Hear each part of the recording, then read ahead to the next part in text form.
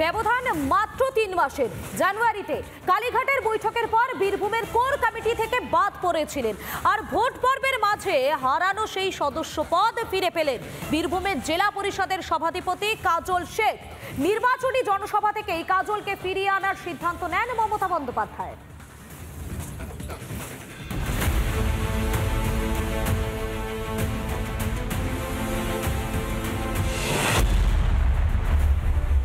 Lok Sabha vote চলাকালীন বীরভূমের তৃণমূলে কোর কমিটিতে কাজল শেখ।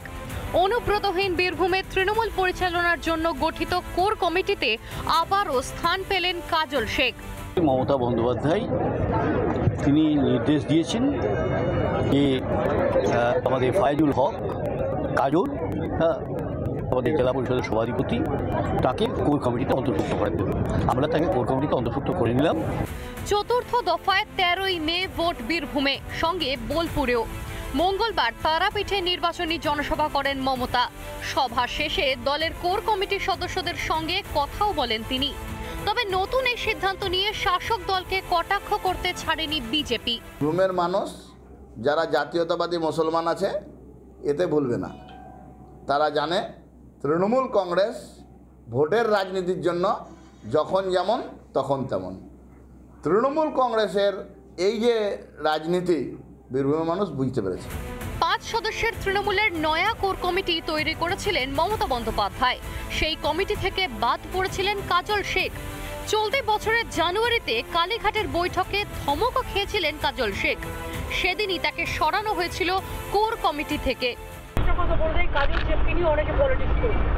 ও তো জেলা পরিষদের সভাধিপতি আছে, আর ওকেও দুটো দায়িত্ব দেওয়া হয়েছে নাটক চতুর্থ।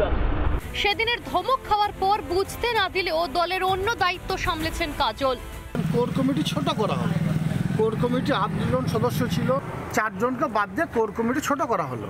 বিগত দিনে 8-9 জনের কোর কমিটি থাকার জন্য বিভিন্ন সমস্যার সম্মুখীন হতে হচ্ছিল। কোর কমিটি মিটিং ঠিকঠাক ডাকা হচ্ছিল না, এমপিরা দিল্লিতে ব্যস্ত থাকছিল। তো আমি জেলা পরিষদের সভাধিপতি হিসাবে জেলা পরিষদ কাজে ব্যস্ত ছিলাম। কোর কমিটি ঠিকঠাক মিটিং ডাকা হচ্ছে, সেই জন্য হয়তো দলনেত্রী চিন্তাভাবনা করে কোর কমিটি ছোট করেছেন। এদিকে এদিনই অনুব্রত গড়ে ফের ভাঙন তৃণমূলের প্রাক্তন অঞ্চল সভাপতি সহ 55টি পরিবার তৃণমূল ছেড়ে বিজেপিতে যোগদান করলো। এলাকায় দীর্ঘদিন ধরেই তৃণমূল কর্মী সমর্থকদের মধ্যে ক্ষোভ ছিল বলে অভিযোগ। দুয়ে মিলে নতুন সমীকরণের ইঙ্গিত দেখছে রাজনৈতিক মহল। বীরভূম থেকে মনোরঞ্জন চট্টোপাধ্যায়, রিপাবলিক বাংলা। এসএসসি মামলায় 2016 সালের প্যানেল বাতিলের নির্দেশ দিয়েছে কলকাতা হাইকোর্ট। পুরো প্যানেল বাতিল, আর এই জায়গায় একই স্কুলে এবার চাকরি হারালেন 34 জন শিক্ষক। ফারাক্কা ব্লকের অর্জুনপুর হাই স্কুলের ঘটনা। একই স্কুলে চাকরি হারিয়েছেন এই সিদ্ধান্তের পর 34 জন শিক্ষক। মোট স্কুলে শিক্ষকের সংখ্যা ছিল 60 জন। 60 জন শিক্ষকের মধ্যে বাতিল করা হয়েছে 34 জনের চাকরি। প্রশ্নের মুখে স্কুলের পঠন পাঠন। চিন্তার ভাঁজ এই মুহূর্তে অভিভাবকদের কপালে। এসএসসি মামলায় 2016 সালের প্যানেল বাতিলের নির্দেশ কলকাতা হাইকোর্টের, আর এই ঘটনায় ফারাক্কা ব্লকের অর্জুনপুর হাই স্কুলের 34 জন শিক্ষকের চাকরি বাতিল। একই স্কুলের 34 জন শিক্ষকের চাকরি বাতিল নিয়ে এই মুহূর্তে চিন্তার ভাঁজ অভিভাবকদের কপালে। এই ঘটনায় প্রধান শিক্ষক কি জানিয়েছেন দেখুন। 20 জন ডাইরেক্ট প্রথম জয়েনিং 20 জনের, আর বাকি হচ্ছে মিউচুয়াল ট্রান্সফার এসছেন 16 জন, বিয়ে হয়েছে 36। এই স্কুলের নাম অর্জুনপুর হাই স্কুল। এই স্কুলের মোট পড়ুয়ার সংখ্যা কতজন? 10,000 প্লাস। টোটাল শিক্ষক শিক্ষিকা এখন তো আছে 60 পার্মানেন্ট, 7 জন হচ্ছে প্রায় টিচার। গ্রামীণ এলাকা হিসাবে আমাদের স্কুলে প্রচুর পরিমাণে ক্ষতি হবে। বাচ্চারা তো অনেকে হয়তো বেসরকারি স্কুলে পড়াতে পারছে না, এই স্কুলে ভর্তি হচ্ছে, স্কুল আসছে, যদি টিচার না থাকে তাহলে নিশ্চয়ই লোকালের ক্ষতি হবে। স্কুল চালানো সম্ভব নয়। তাহলে এক প্রকার তো আমাদের স্কুলের সমস্যার মুখে পড়ে গেল। তাই না? সমস্যার মধ্যে 20 জন। ভোটের প্রচারে শওকত মোল্লার উদ্দেশ্যে হুঙ্কার ছুড়লেন নওশাদ সিদ্দিকী। দাবি করলেন তৃণমূল বিধায়ককে জেলের ভাত খাইয়ে ছাড়বেন তিনি।